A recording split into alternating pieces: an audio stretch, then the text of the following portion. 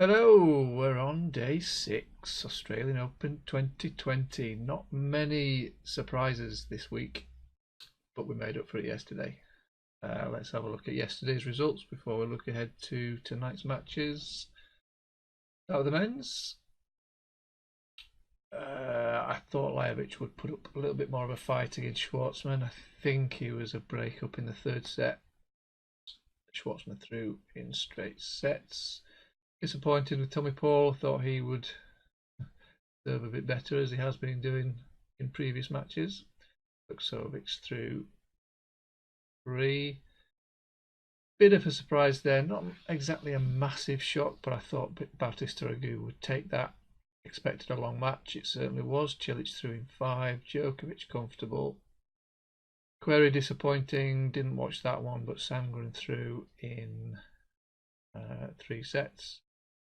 Haven't checked the stats, but I'm guessing that was a single break in each. One of the surprises there, Tsitsipas. I thought Raonic would take a set. He did. I'm glad I missed that one because I'd have been backing Tsitsipas in the second set. Not sure what happened to him. Raonic threw in straight sets. Thought Pella might edge that one against Fognini. As I said yesterday, Fognini hadn't played 2 5-setters. I'd have been backing him or favouring him. Expected a long match. I think Pella had a problem with a foot injury. So Fognini took full advantage. Match of the day, I think there, Millman Federer. I thought Millman was going to take it. He was 8-6 up in the 5th set tiebreak. And I just said to myself, he hasn't shown any nerves at all in this match. And that killed his chances. Federer took the next 4 points. Yeah, 4 points. Great effort for him. Threw in 5. Barty did well enough in that one. Straight sets against Rybakina. Jabeur played well. Wozniacki didn't. I haven't seen any news, but I'm guessing that she announced a retirement after that match. She did come back in the second set. So the nice trade on that one. I went to bed after that. Woke up to see that she lost it. Serena Williams, also a nice trade. She went up to around 1.7, 1.8 when she was a set and a breakdown. Missed that because I was on the Wozniacki match. Wang threw 7-5 in the third.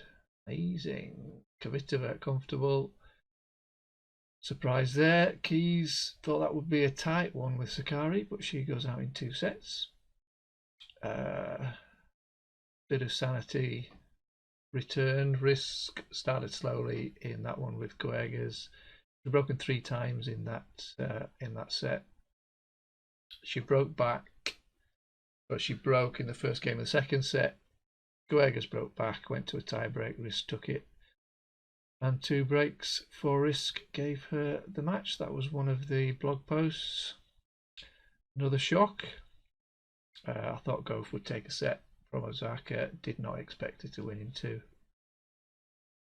I did go to bed after the Wozniacki second set, hoping to be up for that one. I slept through it. I was up for Kenin. Made an awful start. She was, well, to be honest, Zhang made a really good start. Zhang was a break-up, 3-0. Didn't look like being broken at all. And wasn't broken until she was serving for the set. Kenin broke her, then broke again to take the set. Zhang took an early break in the second set. Quite a few. The exchange, there were 4 consecutive breaks towards the start of that set. Went to a tie break. Kenin took it. Good effort from her to come back. I was looking for more matches. I'm used to being a longer list. Used to seeing a longer list this week. Let's have a look at today's.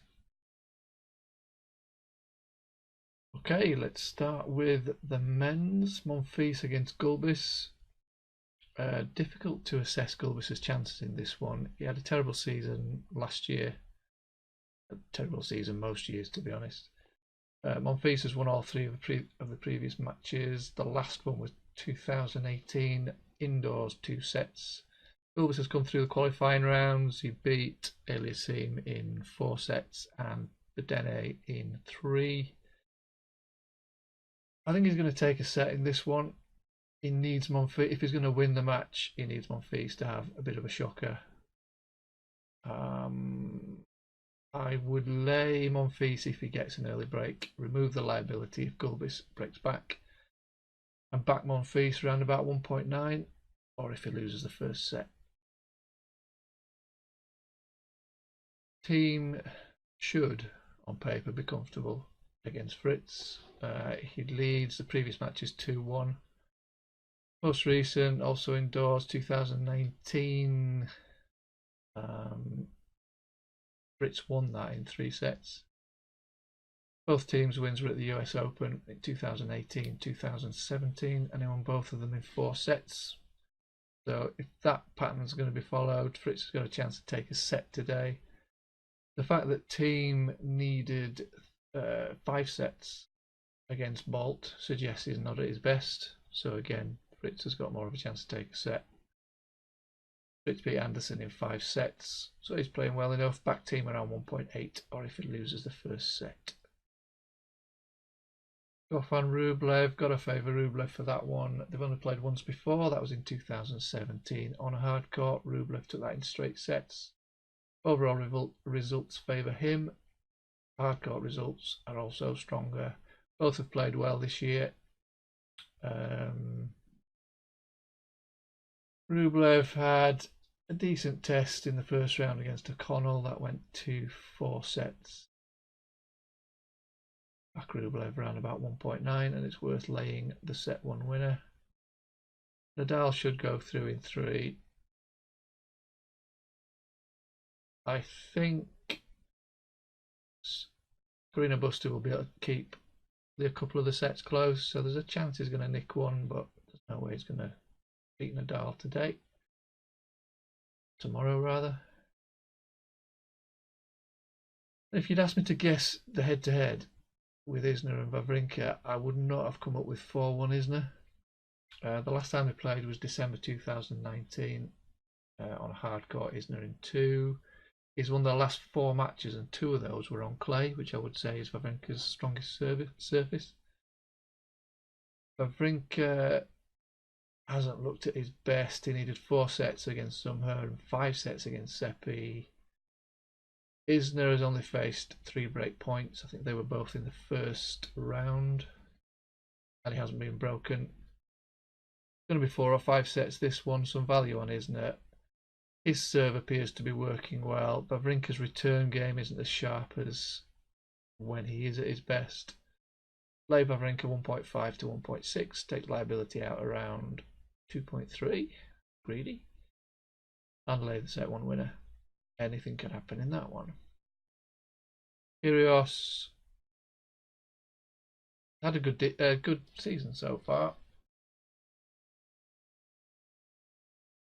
Kachanov has got what's his results so far? He's won 6 of 8 in 2020. Most of those wins were against clay courts on hard courts. He hasn't looked as sharp as you might expect from him. I think he'll take a set, but Kyrgios is going to win that one. I want about 1.85 before I back him. Zverev should get through against Verdasco. Verdasco's playing well though. Head-to-head 2-2. Zverev has got a better Australian Open record. 4th round last year, 3rd round in 2018 and 2017. I think Verdasco's going to take a set. Plays Zverev 1.35. Take some liability out at 1.7 and lay the set 1 winner. I would think if I had to pick a set that Verdasco's going to win, it's going to be the 3rd when it's 2-0 down. Medvedev should be comfortable in that one. After some of today's results, nothing is perhaps totally as expected. Much stronger results for Medvedev. He's also got a big lead on hard courts. I don't see any value in that one, and I don't really want to lay him.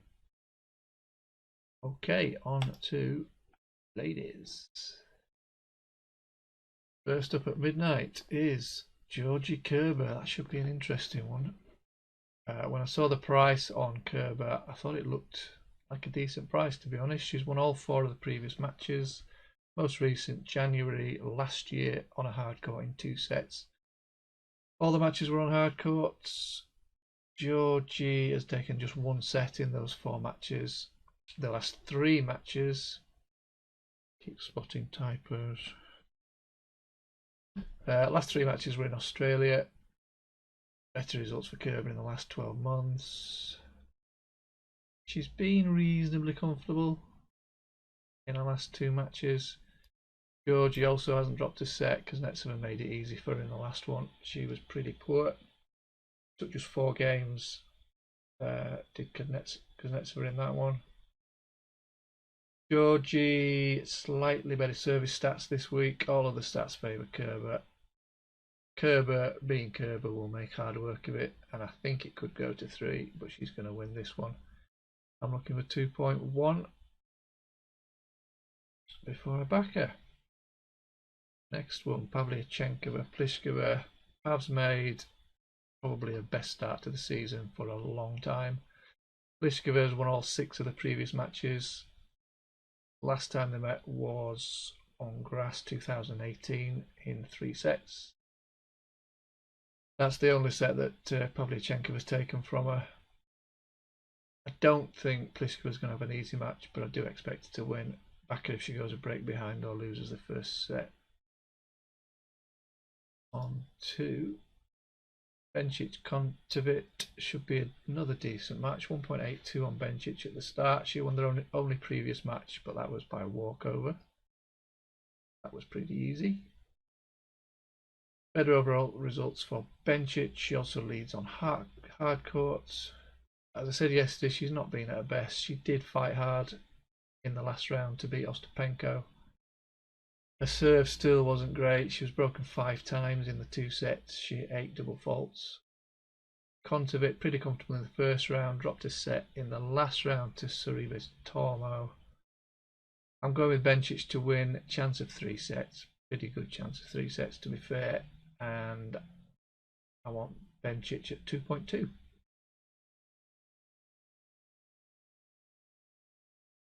Putintseva, Halep. They've never played before. Strong results, not surprisingly for Halep.